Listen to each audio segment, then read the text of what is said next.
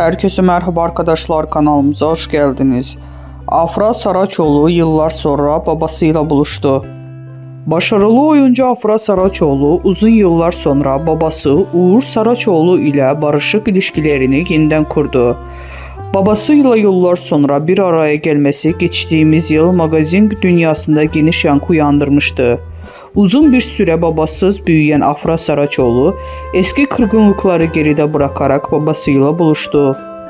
Afra Saraçoğlu, "Annemle babam ben küçükken ayrıldılar. Babamla 2 kez görüştüm ama sonrasında bir daha hiç haber alamadım. Artık onunla görüşemem çünkü üzerimde hiçbir emeği yok. Babasız büyümeyin en iyisini ben bilirim." Bu açıklamalardan sonra Saraçoğlu'nun babasıyla olan uzak ilişkisini gözler önüne sermişti.